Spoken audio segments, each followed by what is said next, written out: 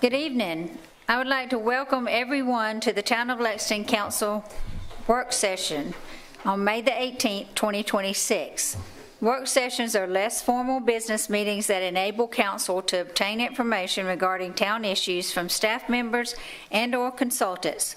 Citizens are encouraged to observe work sessions, however, they do not include public hearing comments. Council does not take an action to vote on items during a work session other than to place the item on the next council agenda. I'm Hazel Livingston, the mayor for the town of Lexington, and I'd like to introduce my fellow council members. To my left is Council Member Ron Williams. Good evening. To his left is Council Member Todd Lyle. Good evening. To his left is Council Member Jenny Michaels. Good evening. To my right is Mayor Pro Tem Todd Carnes. Good evening. To his right is Council Member Gavin Smith. Good evening. And to his right is Council Member Will Allen. Good evening. Tonight, Council Member Carnes will lead us in the invocation. Thank you, Madam Mayor. Let's pray. Father, we pause in front of you as a group of your people that you've given some leadership to, given some influence to, and we want to handle that well. We want to be fair, equitable, just, kind. We want to take care of our community, take care of the people in it. We're not wise enough to figure all that out. We make a lot of decisions that are above our pay grade, and we certainly need your wisdom, need your favor. We need you to clear our path so that we could make good decisions and make our town, our state better, more prosperous, more joyful for the people who come behind us. So we ask for all of that in Jesus' name. Amen. Amen. Thank you. And next up, Council Member Smith will lead us in the pledge.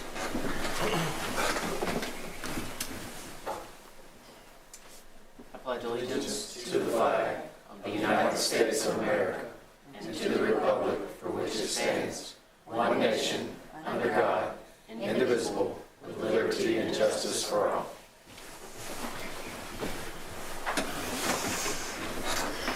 I will now call the meeting to order.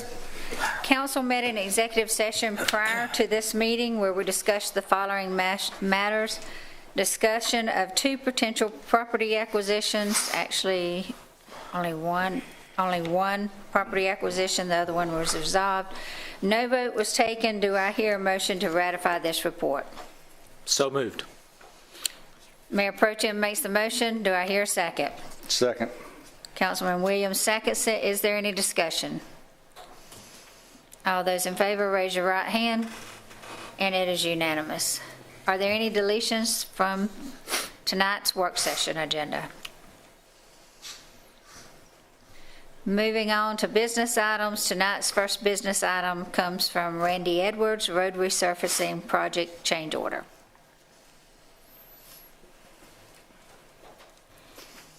Good evening, Mayor and Council. Before you tonight is a request to enter into a change order. In March of 2025, you approved a $4 million road resurfacing contract, which we are nearing the end of. And as such, we have established that, one, there's a little bit of money left over in the current contract, plus the contract was for $3.4 million. We have a slight balance, but we would like to go back and pick up some of the roads that we had cut off of the original ones. We've got very good rates and an excellent contractor that has been performing very well. And so with your permission, we would like to enter into $150,000 extra work to add on to that 3.4. And then in addition to that, Lexington County has awarded us a $60,000 in concrete repair work to tag on to the work we've already completed, which of course there's an endless amount of concrete repair that can be done. So before you tonight is a request for $150,000 in asphalt paving and $60,000 in concrete work for your approval. Thank you, Randy. Do I hear a motion to put this on the agenda? So moved. Councilmember Williams makes the motion. Do I hear a second? Second. Councilman Smith seconds it. Is there any discussion? Madam Mayor, Yes, sir. I'd like to just ask Randy, the Lexington County April 2026 C-Fund program awarded the town $60,000. I just would like to state for everyone watching this, I know you know that, but C-Funds are monies paid by people driving cars or getting gas, essentially. That's your gas tax. Correct. And that's how it makes its way back to the municipality, correct? That is correct. So it is fair to say for 2026, we have received $60,000 of the gas taxes paid in the town. I don't, We got $60,000 of gas tax money, correct? correct. That's And this all the is- gas tax money we get. Yes, well, again, I don't know exactly how to answer that specifically, but this is specific to a set-aside that they have in their budget that is funded through their C-Fund.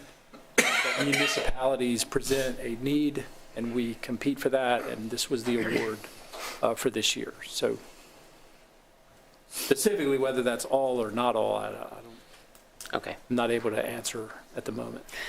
all right, thank you. And it looks like this company's doing a great job. Thank you. We're on top of them, but no, Good. they are doing an excellent job. Thank you. All those in favor, raise your right hand. And it's on the agenda. Continuing to business item number 2, which is also from Transportation Director Randy Edwards.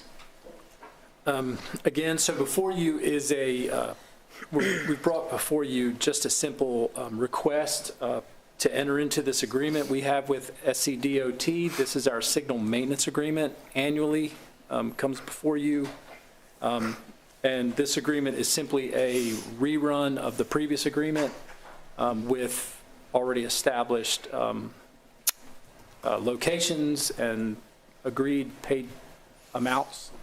So this is a standard SCDOT agreement, and this will be our 9th year, I believe, that we've actually entered into this agreement. Do I hear a motion to put this on the agenda? So moved. Councilman Michaels makes the motion. Do I hear a second? I'll second it. Councilman Smith seconds it. Any discussion? Mayor, Yes, sir. Randy, under Section 2 of this funding, Yes. says that maximum annual funding from 108 down to 105. Yes, so basically, last year, or it's just removing some that have not yet come out of construction. Okay, And so they're originally established as, yes, we're going to take them over. The US 1 signals have yet to actually be accepted by the state, and so we can't take them over until they're accepted. The way it works is once they take that, whether it be next week or a month from now, we will automatically roll that back in. So it gets updated at the end of the year. thank you. Any May other? may I Yes, sir. ask a question on that? Sure. Just for my information, the public at large. The entire signalization across the town, I know we're picking up maintenance of these lights, but that is fully completed, implemented. There's no hanging chads on that at this time, new mast arms or anything like that. It's what we have right now is fully completed and done. Meaning I think it's 49 Yeah, signals. whatever Yes, the- everything is in and complete. So over in West Columbia, Henbet is another signal that has not yet been taken in, but those are new builds completely. So the ones at US 1, this body paid for the mast arms itself, but then they were installed by the contractor through the SCDOT project, intersection improvement project. So as far as the tweaking of that system or the ongoing regulation or ongoing, not really maintenance, but the ongoing modifications for the software, for the timing, for things like that, like who handles that? And is that still a manual process or is that fully automized? Is AI taking that thing over? Do we ever manually pull the levers on that? What does that look like? So it's both. There's the ones that are fully adaptive, which we have paid for all the computerization that drives that, and it's generally maintains itself. We have an agreement with Rhythm Engineering, to work on the software side. On the physical side, that's us, and that's our agreement with SCDOT, is to provide physical, on-the-ground response to conflict monitor failures, green light bulbs that go out, the wind blows, and we have to set them back straight. That's all of our responsibility through this agreement. But at one time, I mean, we discussed, like, if there's a major event at, say, River Bluff High School and Corley Mill, like, we have the ability to go in and hold a light longer, to manually manipulate the system if we know something significant's going on, to hold the lights longer. Do we ever actually wind up doing that, or do we just entrust the software to make the reads in the field and it does real-time adjustments? 98% of the time, we just allow it to operate as it does, because it generally just learns its own behaviors. The one-offs where there's for example, when we've had gas line leaks, major closures of I-20, those types of things, we do in fact manually, whether it be a hold a left turn phase, and we're able to do that in-house through our software. Okay. But for clarity, not every single signal has that ability. For example, US 1 I-20s do not have the adaptive signalization computer module on them.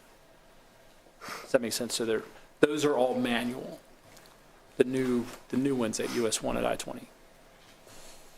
When you say all manual, you confuse me Just there. regular timing. They're not adaptive? Correct. Not Okay. adaptive. All right. Thank you. Everyone in favor, raise your right hand. And it's on the agenda. Thank you. Business item number 3 is from Police Chief Green, consideration of service agreement of off-duty management in court. Good afternoon, Mayor and Council. The agreement provides for the administration and management of the police department's off-duty management program, including scheduling, payroll, invoice, coordination of assignments. Copy of the proposed agreement is attached to the meeting packet. Do I hear a motion to put this on the agenda? So moved. Councilman Smith makes the motion. Do I hear a second? Second. Councilman Williams seconds it. Any discussion? Hearing none, all those in favor of putting it on the agenda, raise your right hand, and it's unanimous. Next up, we have, next up, we have accommodations, tax applications, Town Administrator Rachel Glayton. Thank you, Mayor. We've been discussing the accommodations tax application process for this current year for the past couple meetings. And the cover sheet here provides a timeline of how the process has gone from the application process where our advisory committee met and made award recommendations. It references that our partner for advertising and promotion, the 30% special fund, that is the Lexington Chamber and Visitor Center. At our last meeting, it was requested by council to receive a copy of their budget that is included in the packet. It's attachment 2. The past 2 meetings where we had multiple Q&A sessions, staff has put together a summary of the question and answers. Those are in attachments 3 and 4. And this evening, after hearing discussion from council and having a number of questions that frankly only the advisory committee could answer, we do have tonight Mr. Marvin Robinson. He's the chairman for the advisory committee for the state accommodations tax. So there's a number of documents that we attached for additional information. I'll let you tell me how you would like to do this. I've mentioned a few of the documents that are included in here. I do believe Mr. Marvin is here. How would you like to proceed? Would you like to hear from him first? Well, I know this is going to have some questions, so before we, in case it is changed or anything is changed, I think we will go with letting Marvin, if you would, speak first.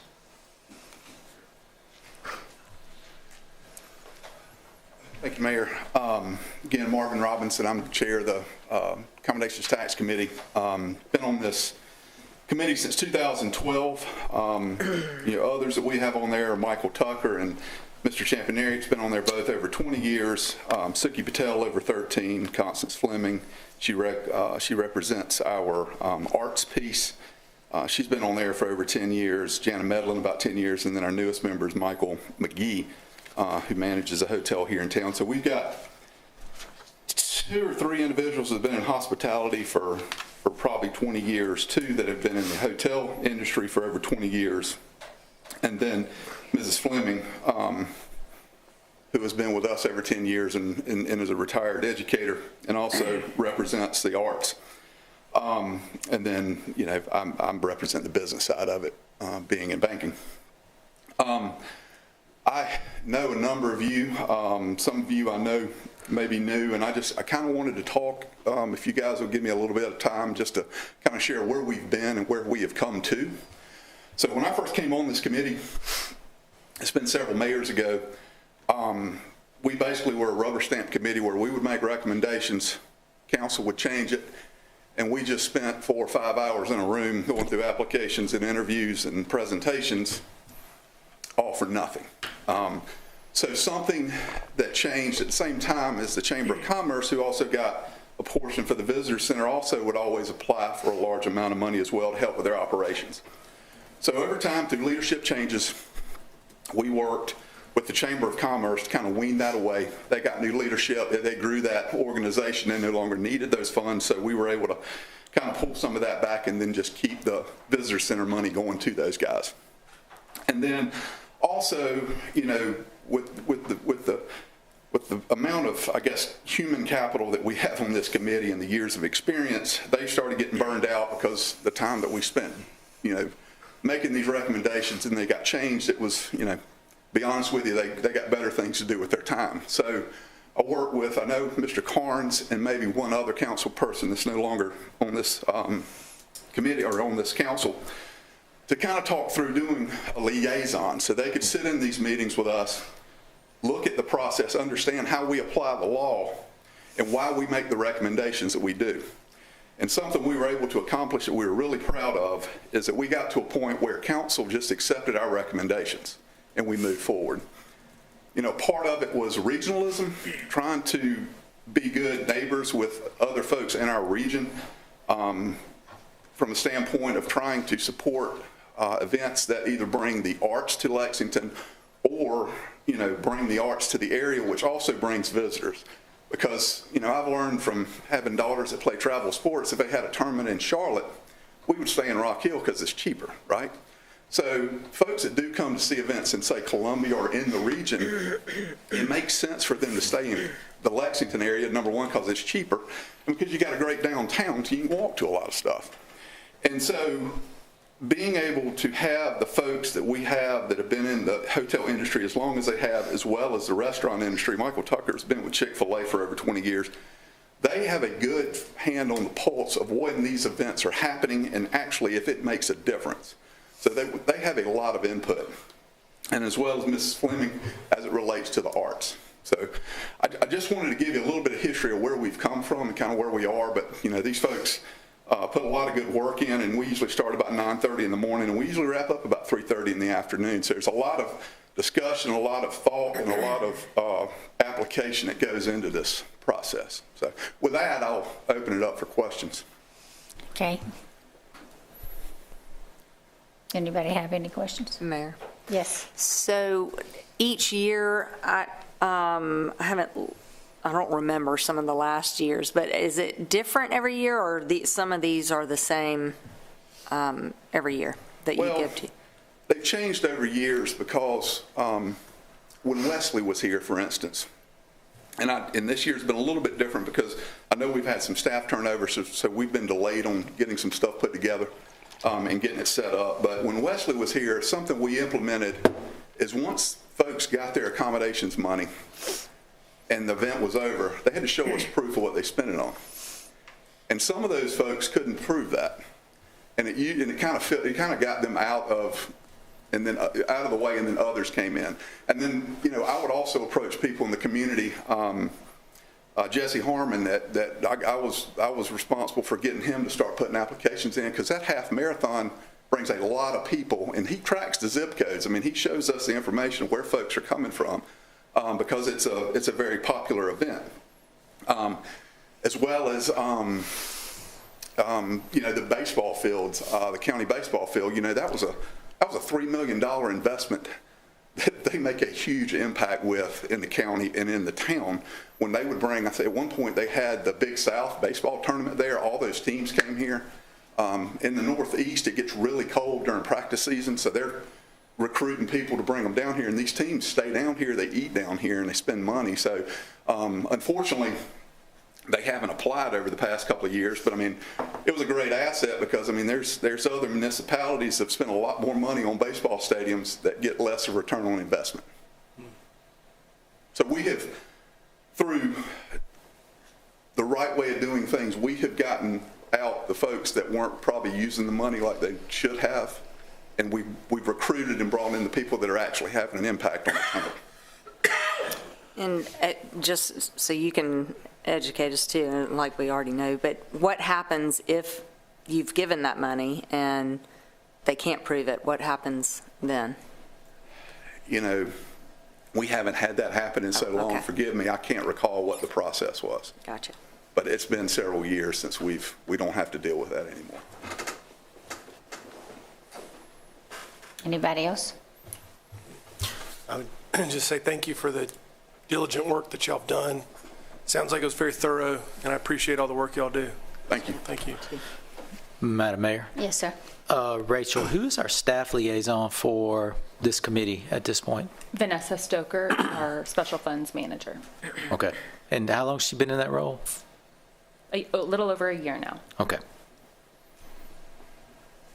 Anybody else? Madam Mayor, Yes. I think it'll be no surprise to anyone. And first, I'll preface with I appreciate the work that you all do on the committee. I had every intention, actually, of coming to your meeting this year, but had some family issues, and I could not be there that day. But that said, I've spent a lot of time reading the statute online and going through each of the applications. And the one thing that I still can't understand is why we are not allocating any funds to Community Fund Day. By my reading of the law, they absolutely meet the definition. And I just can't understand why we are not willing to allocate funds to them. What part of the law, I guess, that you feel that qualifies them? Well, the law doesn't explicitly say, it does say it must be used for tourism purposes, but then if you read further down, I believe it's in section 2, B, subsection 2, the promotion of the arts and cultural events. Okay, well, there's not really a great definition of cultural events in this statute. I would argue that this is a cultural event on the Hill. I would argue that many of the expenses by which they're asking to use these dollars would certainly promote this event. I mean, I've gone through every dollar that they want to spend and could find some justification for almost every expense that would meet the letter of the law. I also think that, the Run Hard Marathon is an excellent event. I fully support it. I wish we did more things like that in the town. But they're bringing in just as many tourists, according to their application, as Community Fund Day is. So is the issue that they're not ticketing the event and tracking the number of people coming in? Is there an issue there with not being able to track it back? Because I did speak with Tasha, who runs Community Fund Day, and they're certainly willing to issue tickets so that they can track and keep track of that. But the law does not explicitly state that it has to come from 50 miles. I've not been able to find that in the statute. I know that's been cited a few times. Tourism is actually defined in the statute. People that take trips outside of their home communities for any purpose except for daily commuting to and from work. So if they come here from West Columbia to the event, they are considered a tourist. So I guess I'm just having a hard time understanding that one of, why we would not make an allocation to Community Fund Day when it's certainly a cultural event, it's certainly a community event, it brings people to Lexington according to their application, but we are giving money to other organizations. That's the one I'm getting caught up on. I got you. Based on the application and what was presented to us, we saw no impact that it would make on tourism or culture. And just reading the application here, it's designed to attract local residents and visiting families while promoting community engagement. And in a packing event, a back-to-school event. So, I mean, if it's a back-to-school event, it's a great event. I'm not picking this thing apart, but I mean, if you are putting together school supplies for need-based families in the town of Lexington, why would you want folks from outside of the community to come be a part of that event and get access to those supplies when it's for the community? They do, though. I personally met them, people that have come here from, I believe the young lady I met last year was from Greenville. Sure, but my question is, if we're supporting families that are need-based with back-to-school supplies, why would you want to pack backpacks for folks outside of the community? Why wouldn't you want to support the families in our community? Well, I mean, the word community would certainly be ambiguous because many of these people come from the county. Right. They don't come from the town of Lexington. They come from just outside the limits. I mean, that would be supporting our local communities still. Well, the way we define it is they have to advertise outside of a 50-mile radius of Lexington. So greater than 50 miles is what's going to drive people to want to stay overnight here, because that's what fills this pot of money, is people staying in hotels and the taxes that get charged for that. I'm aware. So, we're very careful about how we spend the money on events that actually bring people that are going to spend the night here. And so that's what we focus on. Can you point me to where the 50 mile is actually in the statute? Because I could not find that. It is not in the accommodations tax law. Well, it is actually in the town's application package. But that's not law. I understand that, but that's what we advertise. That's what's being advertised. And I'm not an attorney, so if there's counsel here that can maybe translate that.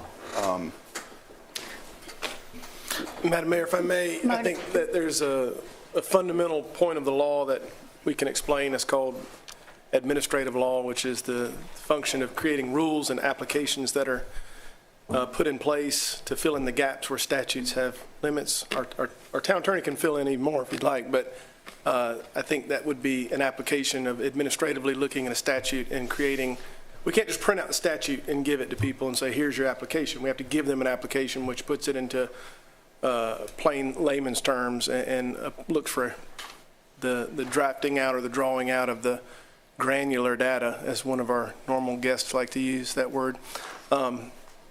But yeah, I think that if that's the town's interpretation, if it's made in good faith, there's not a requirement that it say 50 miles in a statute or an ordinance. There's plenty of examples. There's speed limits are not in the statutes. The statutes allow for the town of Lexington to create, violations based on speed limits, but you can't give me a speeding ticket because there's no statute that says the speed limit on this road is 45 miles an hour. That's not in the statute. Right. But we also don't have a policy that I'm aware of or an ordinance that requires the 50-mile radius. Well, it's in the guidelines and application instructions. So I can solve this for everybody. And maybe if there needs to be some changes, however they are, we can change them. But I have talked to several of these committee members because after the last meeting, I had several business owners here in town reach out to me and say, we don't think they qualify for this from watching y'all's meeting, but we're willing to make a donation because we think it's a good event. We think it's more of a community event supporting people in the county that comes in, and so far about $7,000 in donations have come through for this event. Another thing that the committee has told me, and Gavin, they probably told you too, they were a little bit confused thinking they were going to have to pay for chairs and tents and tables this year and setup of them, where we've never done that before. We've always let them have them. And to best of my knowledge, we haven't changed that. They thought they will have to rent them and everything. So pretty much the money that they were looking for has come in. So whatever has to be worked on as far as changing, if somebody thinks something needs to be changed, we can change it for next time, and they're well taken care of this time from businesses coming in. With all due respect, that's great, and I'm so grateful to the business community. I told, in fact, Tasha today on the phone that my business would be happy to make a donation to Community Fund Day. However, by our ordinance, by our policy, and by the letter of the law, no one has still given me a convincing argument as to why Community Fund Day doesn't qualify for these funds. I mean, their application explicitly states that they're going to bring in 250 tourists. Tourists is really defined here in the statute, so I haven't heard anyone say, well, you're not going to do that. That's what the money is meant to be used for. There's nothing barring them from these funds. And then you can look at the expenses by which they gave us the expenses, and you could make justification for nearly every one of the expenses. So it's great that we've gone out and got private donations, but they are equally as qualified for these funds as the other organizations. And I'm not saying any of these organizations are bad. I mean, again, I think Run Hard and some of the others are great. But, you know, we are essentially saying, well, you need to go get private donations, or we'll help you do that because you don't qualify for this, when in all actuality, I still have not been shown where they don't qualify for it. We're just saying we don't want to give it to you. Madam Mayor. Yes. So I would say this, like, I don't remember how many years I participated with these guys, maybe 3. First off, everybody needs to put it on their calendar and go watch as a ex officio member and see kind of how these things come to fruition. I think what Marvin is saying, I think his argument is right. We're not arguing about the statute. We're arguing about that piece of paper out there that has the Town of Lexington logo on the top. That was their directive, and whatever their directive is came from this body at some point. That's what I was trying And they're bound by that. And so if that's incorrect, but that's what they were bound by. So we need to live by that. I think the other part, I mean, the terminology we use is heads in beds. I hear what you're saying, but the bar has always been, can this organization produce some form of evidence that people participating in this event will stay in hotels in the Lexington area, or is this money going to advertisements and promotions in cities, counties, states more than 50 miles outside of Lexington to invite people into, is it used for advertising in those arenas to invite people here? Because I think the 50-mile rule is generally, if people travel 50 miles, they're more likely to spend the night. You can't prove it. I would also say, Gavin, I hear the sentiment and I'm sympathetic to it, but when I was there, Marvin, you probably attest to this, that the vast majority of the time, year one, when people apply to things like this, they generally don't get it because there's a learning curve to figuring out the application. I was just looking at the application like there, and I don't know if there's anything against funding the entirety of an event. Their event budget was $6,800. They made an ask for $10,000. I don't know that you can ask for more than your event expenses. But I think if they go back and maybe this year, and what I certainly encourage Run Hard and others to do is the reason they bring the zip codes is, like, you've got to bring some hard evidence that says I brought this many people from out of town to this event. I may or may not be able to prove that they stayed at a hotel, but I can certainly prove they're from Greenville, they're from Myrtle Beach, they're from wherever. And then that bolsters and strengthens your application for next year. I'm glad that this year seems to be solved, and so they can certainly set themselves up for success in the application next year with some of those types of facts and data to back up the application. Does that sound fair and right, Marvin? So Marvin. Oh, I'm sorry. So go ahead. And the other thing, I do think we wrestled with this back and forth, but certainly not for such a nominal amount. Certainly in this scenario, I don't think it's prudent nor wise for this body to second guess 5 hours of work and presentations, application review, and 20 years of experience of a bunch of high-level executives, hotel owners, and others that invested in this. I understand we all got opinions. Like I said, there's 7 of us. You put all 7 of us in a room, you get 10 opinions. That's just how it works, right? Which is fine. That's just that's just human nature. But I don't think I think we should honor that work. And if we want to get organized, we want to work on that document.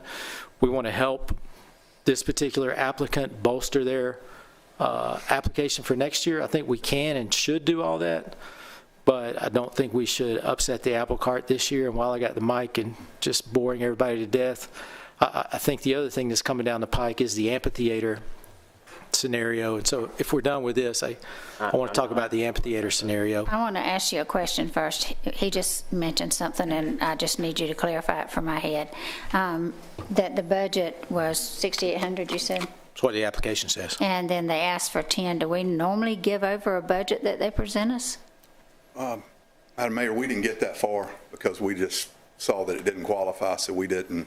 Okay, but get into that. I'm not talking about just them. I'm talking about normally we go by the budget exactly, right? Correct. Okay.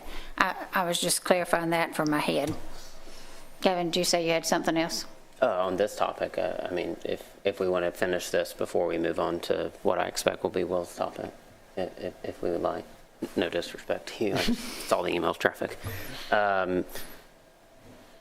We are not bound by that document. And I respect all the time that the Accommodations Tax Committee spends. It's no disrespect to you or any member of the committee.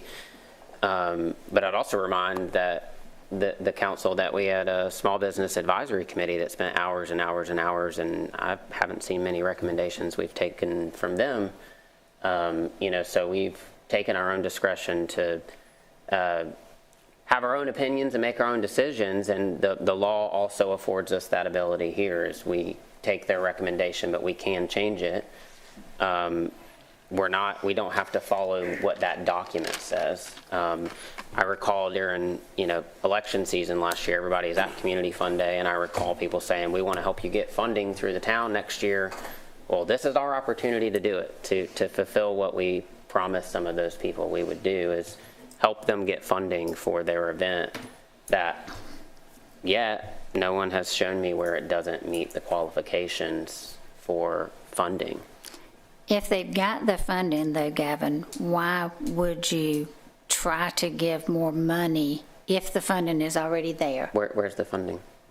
It's coming from sponsors. There's a list of people that call me. I mean, you've got a list. I can show it to you. That's private funding. That's not guaranteed. Oh, it's guaranteed. It's waiting to be picked up. Right, and we did that behind the scenes so that we could try to not get... No, people call me from the meeting, and I'm not going to argue with you because they did, and I can give you the names. I'm also aware of phone calls that have been made asking for dollars as well, so... I've made one. So I think it's wrong that we have an opportunity to give this community some money for their event. I'm not saying we have to fund everything, but I think it's wrong that we have the opportunity to do so. No one has shown me where it doesn't meet the qualifications yet to show me that, and we're not going to do that all because in between the committee's recommendation to us, we decided to make some phone calls and ask people for private money. For me, one person. Another thing is, the others came in to me. The other thing is that one of the people on the committee told me specifically that they've never paid for advertising before. It's always been free because they're nonprofit. So that's where some clarification needs to be too, that they're on Soda City, and I'm not arguing, I'm just saying, some of this I think needs to be clarified. I mean, they said they get their advertising free from Soda City on some radio stations because they're 501c. I don't know. She did say they could buy some billboards and stuff if that would help. That's what I was told. And I think that's where Gavin, Todd, all of us could get in and help them do a better job on their application and show where the people, if they are staying in the hotels, like you said, or what it is. that they actually need the money for, because they thought too they needed money for the tables and the tents and all that kind of good stuff. And unless everybody up here tells me different, I don't think they're going to. Madam Mayor, Yes. and you guys may be aware of this because I know town staff kind of directs this, but I mean, the $40,000 that goes to the CVB is advertising money that you guys direct. So they either put that on billboards or whatever you guys direct, and I think some of that advertising goes to the, I don't think it's called the Wine Walk anymore, but some of the events that you guys have here in town. So I mean, you can also use that money as well to help advertise for the community event just to get more visibility for it. Just thought, I'm just making you aware of that. Madam Mayor, Yes. just real quick, Marvin, just so we're clear, and this is a friendly argument, right? So I'm just, but I think what I hear you guys say, at least when I was in these deliberations, it was always, is this an event that we can reasonably believe or have some data to support the fact that they are going to put heads in beds, they're going to have people come from out of town and stay in our hotels for this event? Isn't that your kind of base level question, and then you look at the application to go from there? Is that correct? That's correct, because that's where this money comes from. Right.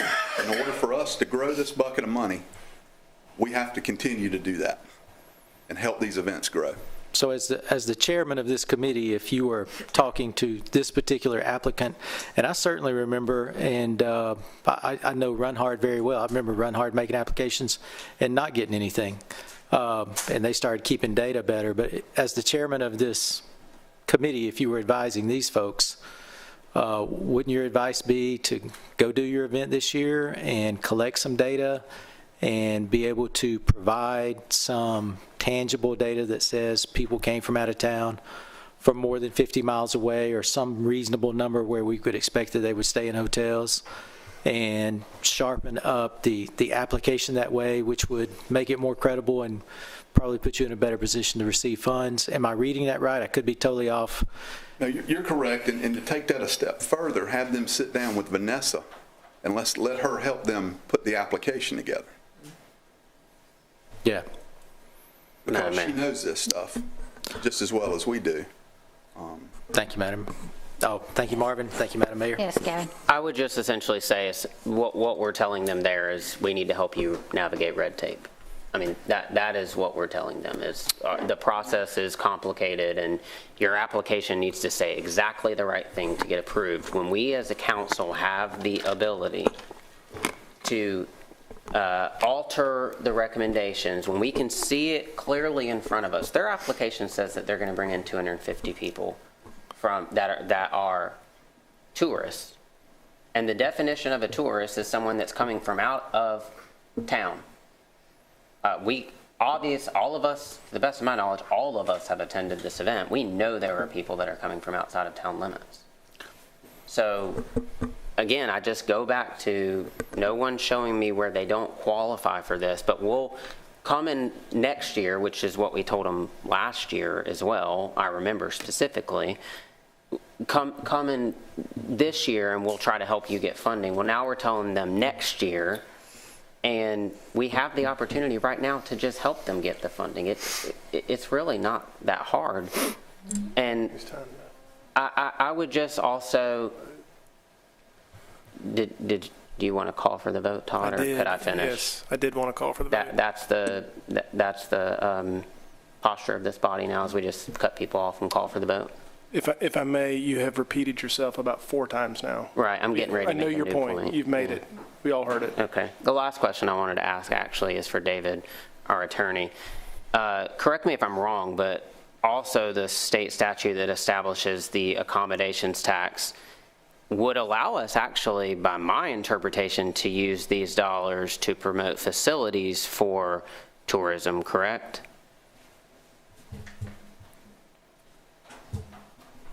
As long as the use of the funds meets the definitions or the requirements set forth in the law, yes, you can use them on those items. So just to be clear, we are considering a transportation facility that is before us. And that is explicitly outlined in the law that we could use these dollars for transportation facility, because that helps promote tourism. So we could, I'd remind everyone that the day before I was elected, Smallwood Cove was announced and people did not want tourism in the town.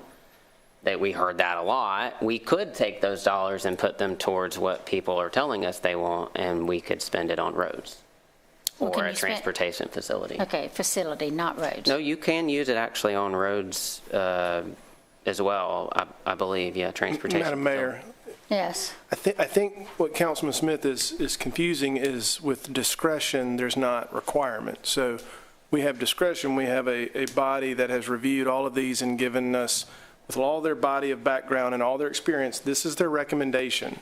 And I would also venture to say that if there is a particular applicant that is, you feel so strongly about, I would encourage you to help them out with that application so that we're not doing it after the fact, because this is like the 11th hour that this is the good idea point. And so I think what this body has done is excellent work for no fee, no charge whatsoever, purely out of their desire to help the community. I think nobody up here is disagreeing with whether or not the Fun Day is a great event. We're saying let's help them with their application next year. So the longer we debate the merits of this one particular event, there are other applicants who didn't get fully funded. There's other applicants who didn't get funding. There have been many applicants if you look through the past applications. And so we can continue to beat this dead horse, but it didn't make the cut this time. And we all desire up here to help them make the cut next time. But we also desire to follow the guidance that's been set before us. I don't recall ever having this long of a debate about the Accommodations Tax Committee's results. It's been years. Well, and It's been years. I'd just like to say that I'm not confused on the difference between discretion and requirement. Actually, that's kind of the point I'm making, is this body is choosing to ignore this applicant's qualification for the funds. We are choosing to not award them. We are choosing to follow the guidance that was given to us by or at least there's a majority of the body up here that want to take that recommendation. Again, this is not personal. We just think that this body has done a great job and we want to appreciate what they've done and we'll do better going forward. I also think the mayor spoke about having heard that this initial immediate need has been met. And so I think we're beating a dead horse. We're doing the exact thing that makes government look bad right here. So, David, can you clarify for me? In there, does it say that it should bring heads and beds, or whatever the saying is? I mean, is it clear, or is it just tourism? And I guess, maybe that's something we've got to work on. I know I've spoke to our administrator about making it clear about how much of it we can keep for the town ourselves going forward. All outlines that. Yes, but that is what outlines that on what y'all go by, correct, Marvin? That's correct. So if we want that changed, we need to change it before next year. Correct. Okay. Because that is. So that's what you went by to give guidelines, and On the Town of Lexington letterhead, accommodations, tax guidelines, and applications instructions, that's what we tell our applicants, and that's what we apply. Madam Mayor, the statute does reflect, it says a municipality or county and its advisory committee shall adopt guidelines to fit the needs and time schedules of the area. The guidelines must include the requirements for applications for funds from the special fund used for tourism-related expenditures. so what we created is part of the law because we are directed to create something for them to go by. That's correct. And also back to the 50-mile rule, that is a interpretation that is used throughout the state by all accommodations committees, hospitality tax committees. That's a common rule that has been developed over time that, as Councilman Lyle said, has been read into the law and is used by entities to determine what qualifies as strictly a tourism-related event. If you're coming in, if you're attracting individuals from outside of the 50-mile radius from your area, then they're classified as tourism, and they're more likely to stay in a hotel for that. And is there a certain percentage, or is that I don't believe there's any percentages. Okay. I mean, to be honest with you, the law is very, very general. Okay. And it leads to a lot of interpretations, but I think over the years, there's been a consensus on a lot of areas what different committees have utilized as the requirements for qualifying for the funding. And I know, Marvin, and I appreciate everything y'all done, and I appreciate it's been years that we trusted y'all and let y'all do it instead of, because I remember some of those knockdown dragouts where couldn't get anywhere and everybody was upset about what to change and who to give what and all that. And but I do know that Councilmember Allen sent out his email because he has some concerns about the town, especially with us having the Ice House Amphitheater, not getting enough of the money back, because we do bring in a lot of people from out of town too. And I had asked Rachel to look into that for future, that we may, probably didn't need to do that this year, but to look into that for future and to set what percentage goes forward. But Yeah, it's, the challenge is that we got $213,000 and we had $371,000 in requests. So that's the challenge every year.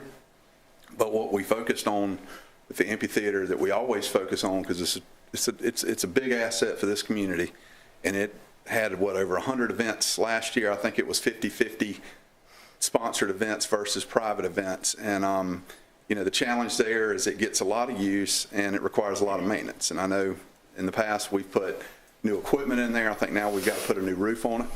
And just from looking at that application, and I'll just say this as a personal opinion, it's not paying for itself. So, it's a nice asset that if people are going to rent it privately, should pay a fair cost for, in my opinion, to help pay for some of that so you guys can build a maintenance reserve and continue to upkeep it. But that's the challenge there, is that's always going to always be the biggest piece of the pie when it comes to accommodations tax, is making sure the amphitheater gets what it needs. okay. Madam Mayor, Yes, sir. I'll just conclude by saying I respect everyone's opinion up here, and I want to emphasize that I do appreciate the job that y'all do. I have heard it stated that I don't appreciate it, but I do. I want you to know that I just disagree with this one decision. But I disagree with the decision that is obviously impending. I think there's a lot of ambiguity in the law. I think our ordinance needs to be updated. I think our policy is not very clear. We're requiring them to do things that the law doesn't require them to do, and we have an opportunity here to give them money, and we're choosing not to, it appears. So I will not vote in favor of it for that reason, but I'll yield any further comments. So the vote isn't called on me. Will, do you have anything to say? Sure, thank you. Well, I do want to thank you for all the work, obviously. And looking at it, there's kind of an emotional response when you're seeing something that seems like a clear discrepancy based on the serendipity of our agenda.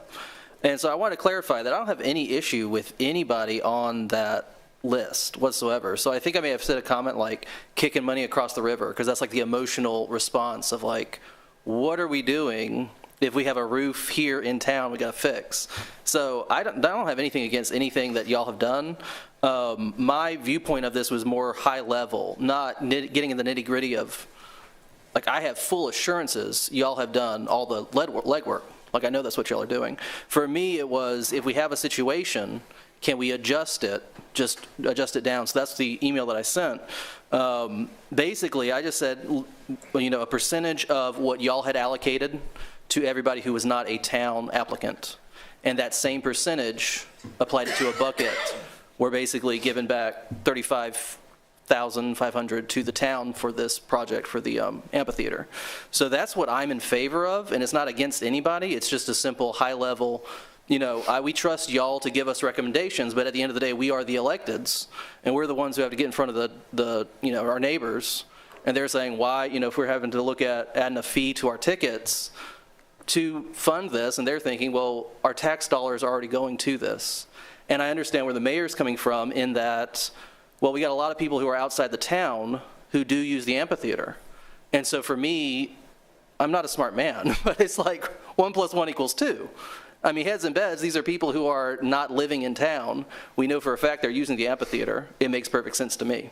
So that's my concern with it. I don't want you to think there's anything personal against y'all or the recommendations y'all had made or any of the applicants, because I think they're all perfectly great programs. That was my 2 cents. So I'm not in favor of it for that reason, because I think this is an opportunity that we as the electeds can just tweak it so that we're not having to add a fee to tickets. But I understand that there's not a lot of appetite for that.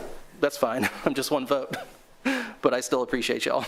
Sure. Well, thank you. And a lot of these, you know, I don't know if you've been, I'm not making an assumption, but I don't know if you've been through the application, but some of these folks are having their event, even though they're not in town election, they're having events at the amphitheater. So the River Alliance, I know, does an event here.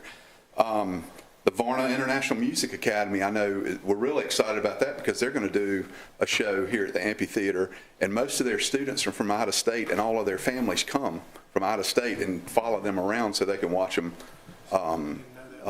do their performances. So while some of these are outside the town, they're actually, some of them are bringing it back to the amphitheater, and we're bringing the arts to the town of Lexington.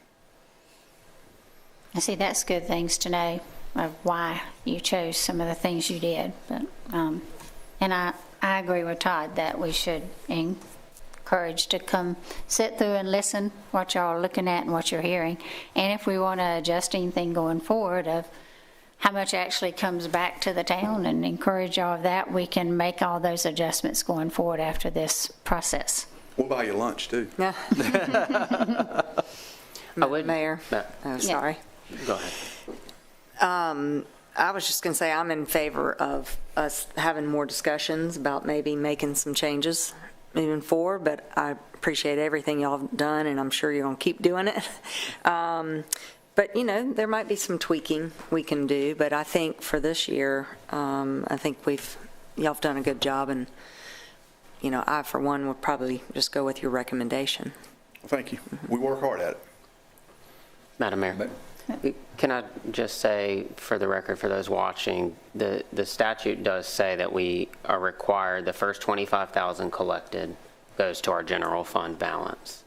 That's the first $25,000. Then that balance, you take 5% and allocate that to the general fund, and then the remaining funds, 30% of that, we have to give to I think it's DMO, or Designated Marketing Organization, which ours is the chamber, which is why we give that 30% to the Chamber of Commerce. Now, I do have a question around that budget, and maybe, Rachel, you could answer this, but in our general fund budget, I don't remember if it's in the enterprise or not, but we pay for a chamber membership. But we're giving them $90,000. Why don't we get the chamber membership? I mean, I know that's small dollars in the grand scheme of a $70 million budget, but when we're spending taxpayer dollars, why don't we get that membership included in the $90,000 we're giving them? I don't know that I can answer that right now. I believe that Angel told me that balances back out, they take it back out, Gavin, I think is what she told me. I've not spoken with her about it. That they don't charge us. Now, they do charge us for our breakfast tickets because of it's something that they have to pay for, like the food and stuff. But I thought the membership, she said they gave to us. I don't recall seeing a line item for the chamber membership like I have in other communities. I can go back to look, and we can look before final reading of our budget. But I do know that we pay for the breakfast and that sort of thing. Okay, and then my last question on the chamber would be, they're supposed to operate the visitor center, but the visitor center is not open on the weekends when most visitors would come to the town. So is that something we should be looking at as well? I know you and I have had offline conversations about that. You know, that the statute is pretty explicit about that, you know, visitor center. So is that something we should be looking at? We can absolutely talk with her about that and what the expectations are. Yeah, I mean, and it's no disrespect to Angel. I mean, I think she does a great job, and everyone knows I support the chamber, but ultimately these are tax dollars, and, you know, if we have the opportunity to use these dollars for road facilities or paying for the amphitheater so we don't have to institute a fee, maybe that's something that we should look at instead of sending these dollars elsewhere other than the required 30%. So, Councilmember Williams. Thank you.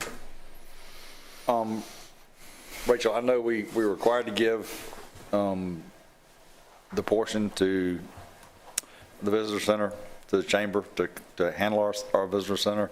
Are they required to report their expenses just like everybody else? Like if they are asking us for billboard expense or radio expense, do they have to provide us with the receipts where they spent those funding before we reimburse? No, they are not reimbursable expense. So do we get maybe I need to get Vanessa up since I'm asking all these technical questions, but do we need to? They do a report to the state at the end of the year.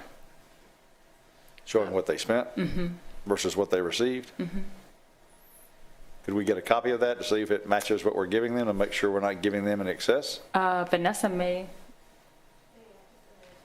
Okay, yeah, they submit it to Vanessa, so Vanessa receives it every year. Okay, great. And I would just say, Marvin, I appreciate y'all's work. I know it's not easy to sit in that room and try to figure out who gets what. And I know some years we've had some really good years. I remember when COVID was around, y'all didn't meet. And so the next year y'all had like twice as much money to decide over. But I do appreciate the committee's work and recommendations to us. Thank you. Madam Mayor.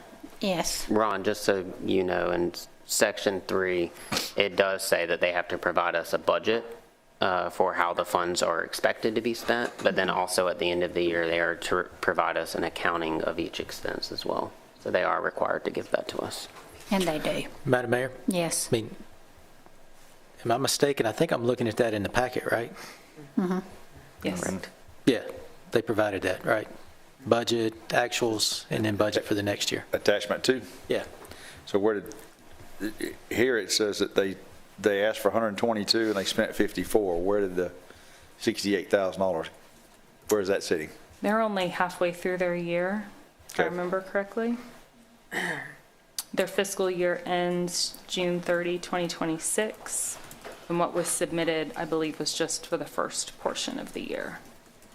Because this budget, I believe, is due, is it January or February?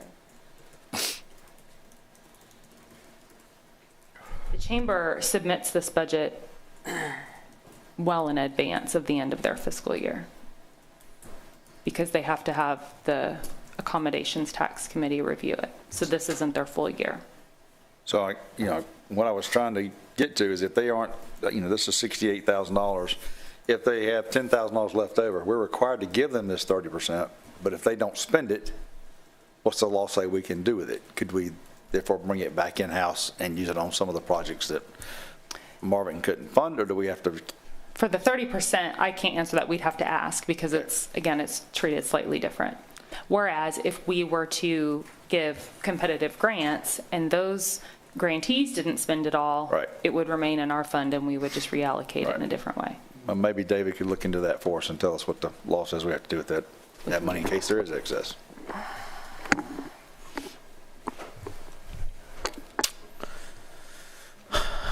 Did somebody call the question? Do I hear a motion to put it on the agenda? So moved. Mayor Pro Tem makes the motion. Do I hear a second? Second. Councilman Lyle seconds it.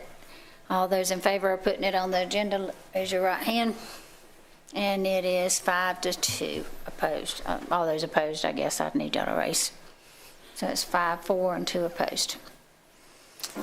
Thank you. Thank you for being here tonight. And you'll probably have all 7 of us there next time, so we'll probably have to advertise, okay? Sounds good. Any questions from the public? And I don't think I see any out there tonight regarding the items listed on the agenda. Any questions from the news media? Any comments from staff? Council? I got a comment. Okay. I would like to wish our beloved mayor a happy birthday. Thank you. I hear it's coming up on May 22nd. So happy birthday to you. Hope you have a great time. Thank Did your you. husband take you back to that fancy place in Mexico? No, I'm going to North Topsail in North Carolina. Yeah, that's close. That's okay, too. Now our announcements, and Gavin had a birthday while he was gone. He had fun, and he was in Mexico having fun. I was. So happy birthday to you, Gavin. Thank you. We're closing out the spring concert series with a party this week on Thursday.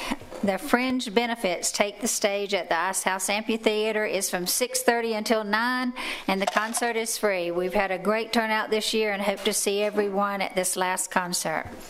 The market at Ice House has started. Come out and get fresh produce, flowers, and crafts from local vendors. There's also live music. The market runs each Saturday through the end of September with the exception of July the 4th. The Mayor's Storytime in the Park is back in Virginia Hilton Park tomorrow at 10:30. Join us at the Azalea Amphitheater for Storytime, and the Lexington County Garden Club will be there as well to plant flowers with the children. Storytime is the third Tuesday of each month. That concludes our business for tonight's work session. We thank you for watching, and without objection, we're adjourned.